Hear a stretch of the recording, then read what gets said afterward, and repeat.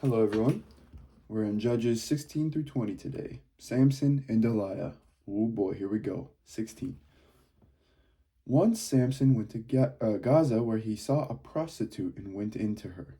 The Gazites were told, "Samson has come here," so they encircled the place and lay in wait for him all night at the city gate.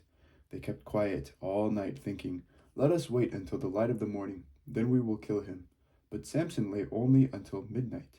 Then at midnight he rose up, took hold of the doors of the city gate and the two posts, pulled them up, bar and all, put them on his shoulders, and carried them to the top of the hill that is in front of Hebron. After this, he fell in love with a woman in the valley of Sorek, whose name was Delilah. The lords of the Philistines came to her and said to her, "Coax him and find out what makes his strength so great, and how we may overpower him, so that we may bind him in order to subdue him, and we will each give you 1,100 pieces of silver." So Delilah said to Samson, "Please tell me what makes your strength so great, and how you could be bound so that one could subdue you." Samson said to her, "If they bind me with 7 fresh bowstrings, they are not dried out. Then I shall become weak and be like anyone else." Then the lords of the Philistines brought her 7 fresh bowstrings that had not dried out, and she bound him with them. While men were lying in wait in an inner chamber, she said to him, "The Philistines are upon you, Samson." But he snapped the bowstrings as a strand of fiber snaps when it touches the fire. So the secret of his strength was not known. Okay, this guy's already looking bad. Then Delilah said to Samson, "You have mocked me and told me lies. Please tell me how you could be bound." He said to her, "If they bind me with new ropes that have not been used, then I shall become weak and be like anyone else." So Delilah took new ropes and bound him with them, and said to him, "The Philistines are upon you, Samson." The men lying in wait were in an inner chamber. But he snapped the ropes off his arms like a thread. Then Delilah said to Samson, "Until now you have mocked me and told me lies. Obviously, you're trying to kill him. Anyway, tell me how you could be bound." He said to her, "If you weave 7 locks of my head with the web and make it tight with the pin, then I shall become weak and be like anyone else." So while he slept, Delilah took the 7 locks of his head and wove them into the web and made them tight with the pin. Then she said to him, "The Philistines are upon you, Samson." But he woke up from his sleep and pulled away the pin, the loom, and the web. Then she said to him, "How can you say I love you when your heart is not with me? You have mocked me 3 times now and have not told me what makes your strength so great." You're trying to kill him. What do you mean? Oh, okay. Finally, after she had nagged him with her words day after day and pestered him, he was tired to death. So he told her his whole secret and said to her, "A razor has never come upon my head, for I have been a Nazarite to God from my mother's womb. If my head were shaved, then my strength would leave me. I would become weak and be like anyone else." When Delilah realized that he had told her his whole secret, she sent and called the lords of the Philistines, saying, "This time come up, for he has told his whole secret to me." Then the lords of the Philistines came up to her and brought the money in their hands. She let him fall asleep on her lap, and she called a man and had him shave off the 7 locks of his head. He began to weaken, and his strength left him. Then she said, "The Philistines are upon you, Samson." When he woke up from his sleep, he thought, I will go out as at other times and shake myself free." But he did not know that the Lord had left him. So the Philistines seized him and gouged out his eyes. They brought him down to Gaza and bound him with bronze shackles, and he ground at the mill in the prison. But the hair of his head began to grow again after it had been shaved. Now the lords of the Philistines gathered to offer a great sacrifice to their god Dagon, and to rejoice, for they said, "Our God has given Samson, our enemy, into our hand."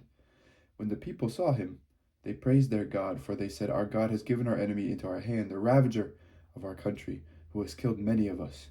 And when their hearts were merry, they said, "Call Samson and let him entertain us." So they called Samson out of the prison, and he performed for them. They made him stand between the pillars, and Samson said to the attendant who held him by the hand, "Let me feel the pillars on which the house rests, so that I may lean against them." Now the house was full of men and women. All the lords of the Philistines were there. And on the roof there were about 3,000 men and women who looked on while Samson performed. Then Samson called to the Lord and said, "Lord God, Remember me and strengthen me only this once, O God, so that with this one act of revenge I may pay back the Philistines for my 2 eyes." And Samson grasped the two middle pillars on which the house rested, and he leaned his weight against them, his right hand on one and his left hand on the other. Then Samson said, "Let me die with the Philistines." He strained with all his might, and the house fell on the lords and all the people who were in it. So those he killed at his death were more than those he had killed during his life. Then his brothers and all his family came down and took him and brought him up and buried him between Zorah and Ashtaol in the tomb of his father Manoah. He had judged Israel for 20 years. Wow. Micah and the Levite, chapter 17. There was a man in the hill country of Ephraim whose name was Micah. He said to his mother, "The 1,100 pieces of silver that were taken from you, about which you uttered a curse and even spoke it in my hearing, that silver is in my possession. I took it, but now I will return it to you." And his mother said, "May my son be blessed by the Lord." Then he returned the 1,100 pieces of silver to his mother, and his mother said, "I consecrate the silver to the Lord from my hand for my son, to make an idol of cast metal." So when he returned the money to his mother took 200 pieces of silver and gave it to the silversmith, who made it into an idol of cast metal, and it was in the house of Micah. The man Micah had a shrine, and he made an ephod and teraphim, and installed one of his sons, who became his priest. In those days there was no king in Israel. All the people did what was right in their own eyes. Now there was a young man of Bethlehem in Judah, of the clan of Judah. He was a Levite residing there. This man left the town of Bethlehem in Judah to live wherever he could find a place. He came to the house of Micah in the hill country of Ephraim to carry on his work. Micah said to him, "From where do you come?" He replied, "I am a Levite of Bethlehem in Judah, and I am going to live wherever I can find a place." Then Micah said to him, "Stay with me, and be to me a father and a priest, and I will give you 10 pieces of silver a year, a set of clothes, and your living." The Levite agreed to stay with the man. And the young man became to him like one of his sons. So Micah installed the Levite, and the young man became his priest, and was in the house of Micah. Then Micah said, "I know that the Lord will prosper me, because the Levite has become my priest." The migration of Dan, chapter 18. In those days there was no king in Israel, and in those days the tribe of the Danites was seeking for itself a territory to live in, for until then no territory among the tribe of Israel had been allotted to them. So the Danites sent 5 valiant men from the whole number of their clan, from Zorah and from Ashtaol, to spy out the land and to explore it. And they said to them, "Go explore the land." When they came to the hill country of Ephraim, to the house of Micah, they stayed there. While they were at Micah's house, they recognized the voice of the young Levite, so they went over and asked him, "Who brought you here? What are you doing in this place? What is your business here?" He said to them, "Micah did such and such for me, and he hired me, and I have become his priest." Then they said to him, "Inquire of God, that we may know whether the mission we are undertaking will succeed." The priest replied, "Go in peace. The mission you are on is under the eye of the Lord." The 5 men went on, and when they came to Laish, they observed the people who were there living securely, and after the manner of the Sidonians, quiet and unsuspecting, lacking nothing on earth in possessing wealth.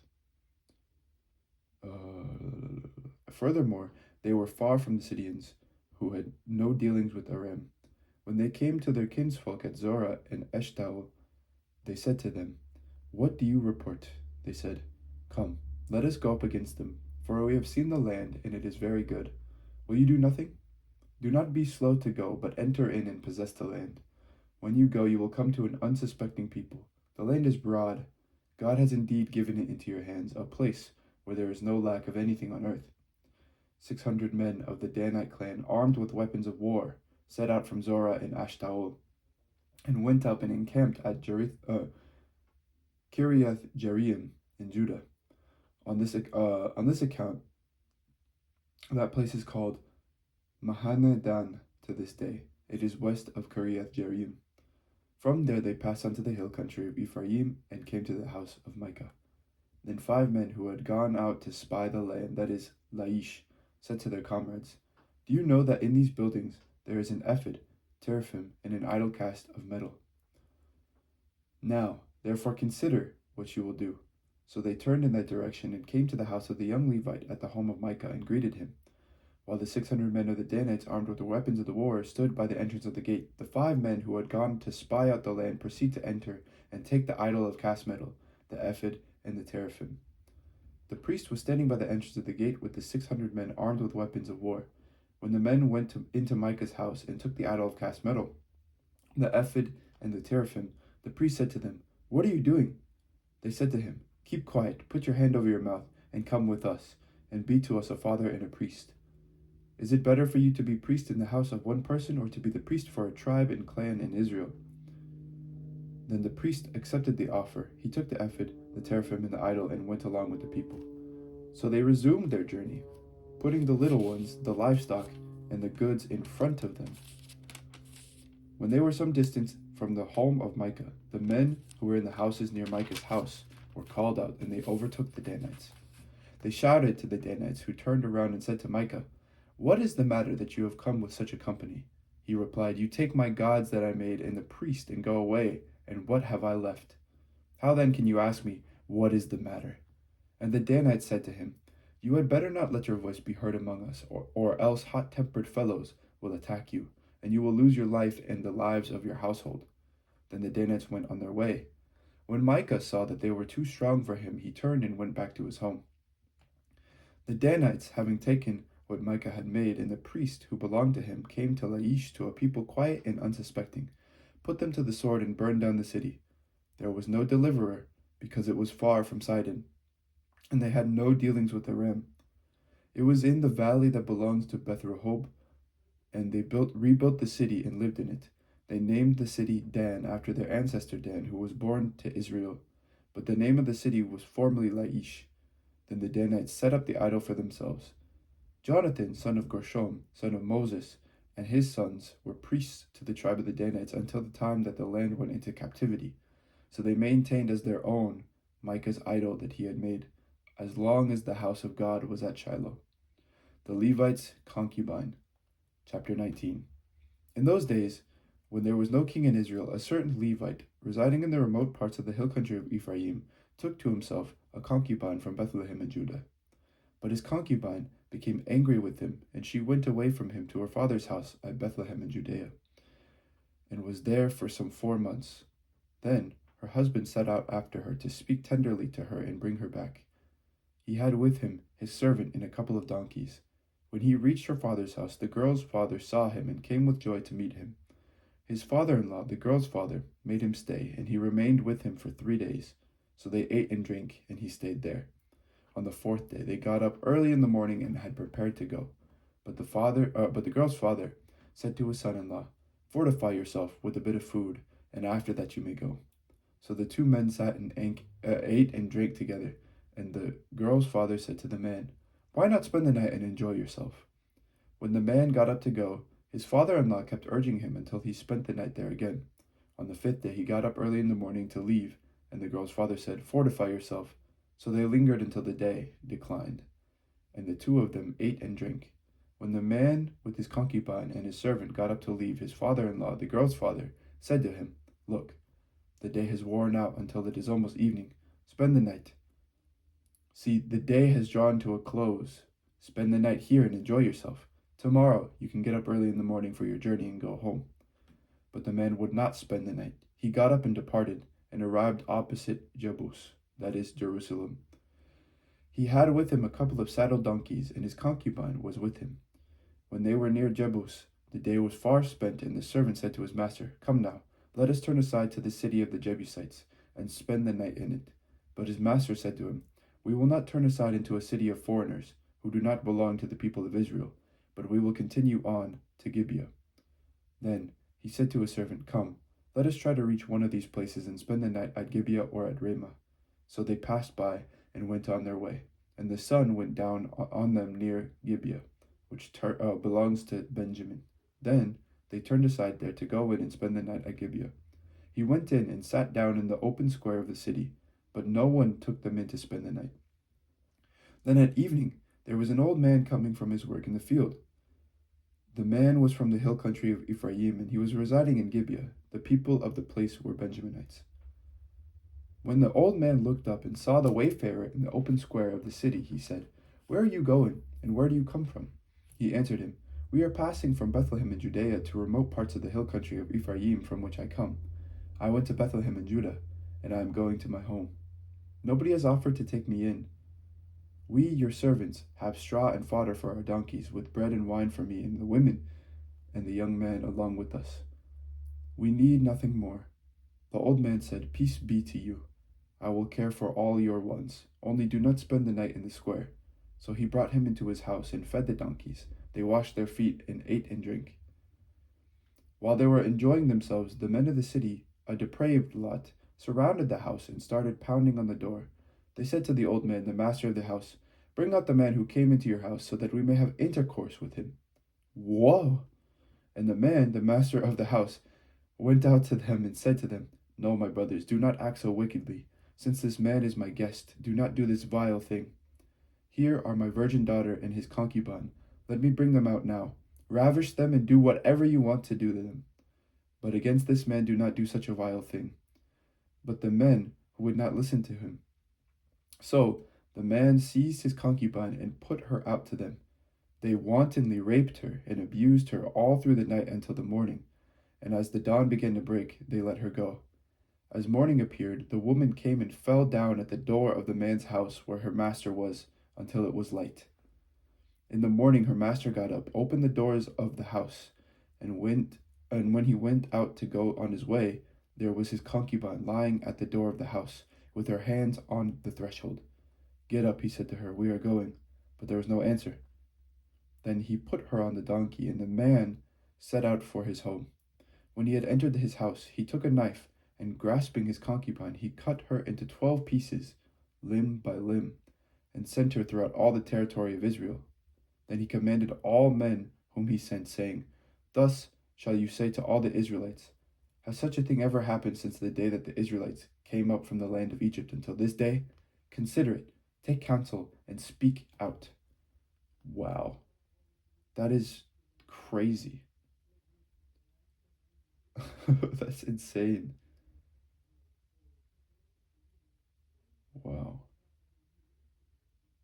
that's crazy. The other tribes attack Benjamin.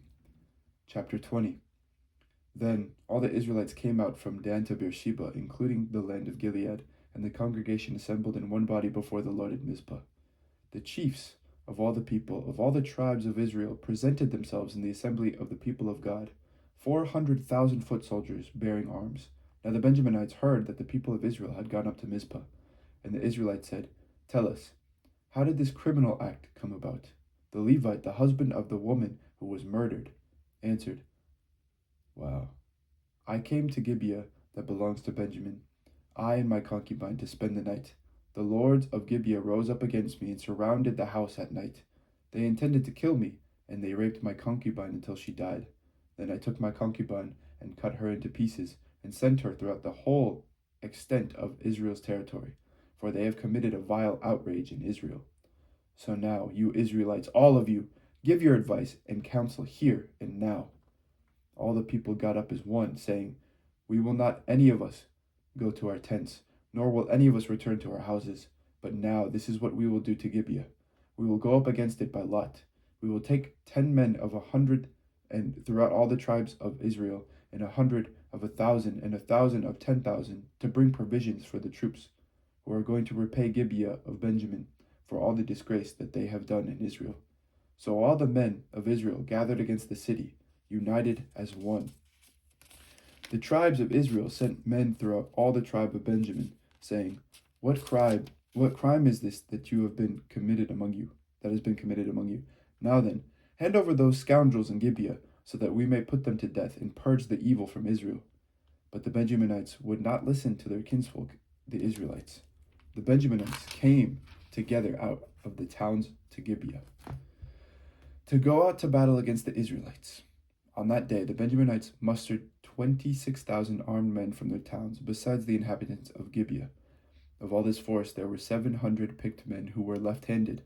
Every one could sling a stone at a hair and not miss, And the Israelites, apart from Benjamin, mustered 400,000 armed men, all of them warriors. The Israelites proceeded to go up to Bethel, where they inquired of God, "Which of us shall go up first to battle against the Benjaminites?" And the Lord answered, "Judah shall go up first." Then the Israelites got up in the morning and encamped against Gibeah. The Israelites went out to battle against Benjamin, and the Israelites drew up the battle line against them at Gibeah. The Benjaminites came out at Gibeah and struck down on that day 22,000 of the Israelites. The Israelites went up and wept before the Lord until the evening, and they inquired of the Lord, "Shall we again draw near to battle against our kinsfolk, the Benjaminites?" And the Lord said, "Go up against them." The Israelites took courage and again formed the battle line in the same place where they had formed it on the first day. So the Israelites advanced against the Benjaminites on the second day. So I'm tired today. Benjamin moved out against them from Gibeah the second day, and struck down 18,000 of the Israelites, all of them armed men. Then all the Israelites, the whole army, went back to Bethel and wept. Sitting there before the Lord, they fasted that day until evening. Then they offered burnt offerings and sacrifices of well-being before the Lord.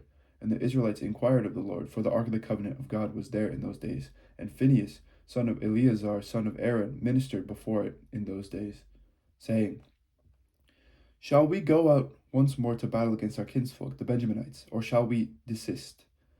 The Lord said, "Go up, for tomorrow I will give them into your hand." So Israel stationed men in ambush around Gibeah. Then the Israelites went up against the Benjaminites on the third day, and set themselves in array against Gibeah as before. When the Benjaminites went out against the army, they were drawn away from the city. As before, they began to inflict casualties on the troops along the main roads, one of which goes up to Bethel and the other to Gibeah, as well as in the open country, killing about 30 men of Israel. The Benjaminites thought, "They are being routed before us as previously." But the Israelites said, "Let us retreat and draw them away from the city towards the roads." The main body of the Israelites drew back its battle line to Baal Tamar, while those Israelites who were in ambush rushed out of their place west of Geba. There came against Gibeah 10,000 picked men out of all Israel, and the battle was fierce. But the Benjaminites did not realize that disaster was close upon them. The Lord defeated Benjamin before Israel, and the Israelites destroyed 25,100 men of Benjamin that day, all of them armed. Then the Benjaminites saw that they were defeated. The Israelites gave ground to Benjamin, because they trusted to the troops in ambush that they had stationed against Gibeah. The troops in ambush rushed quickly upon Gibeah. Then they put the whole city to the sword. Now the agreement between the main body of Israel and the men in ambush was that they would set up a cloud of smoke out of the city the main body of Israel should turn in battle. But Benjamin had begun to inflict casualties on the Israelites, killing about 30 of them. So they thought, "Surely they are defeated before us, as in the first battle." But when the cloud, a column of smoke, began to rise out of the city, the Benjaminites looked behind them, and there was the whole city going up in smoke towards the sky. Then the main body of Israel turned, and the Benjaminites were dismayed, for they saw that disaster was close upon them. Therefore they turned away from the Israelites in the direction of the wilderness, but the battle overtook them, and those who came out of the city were slaughtering them in between, cutting down the Benjaminites. They pursued them from Nohah and trod them down as far as the place east of Gibeah. 18,000 Benjaminites fell, all of them courageous fighters. When they turned and fled towards the wilderness to the rock of Rimmon, 5,000 of them were cut down on the main roads, and they were pursued as far as Gidom, and 2,000 of them were slain. So all who fell that day of Benjamin were 25,000 arms-bearing men, all of them courageous fighters. But 600 turned and fled towards the wilderness to the rock of Rimmon, and remained at the rock of Rimmon for 4 months. Meanwhile, the Israelites turned back against the Benjaminites and put them to the sword, the city, the people, the animals, and all that remained. Also, the remaining towns they set on fire. This is the word of the Lord. Thanks be to God. Wow. Very bloody. Very bloody indeed. Oh, it's been a while since I read all this, so it's like, oh, I forgot about that. Oh, but there you go. That is a reading for today, and thank you for listening. God bless you this day, and take care. Bye-bye.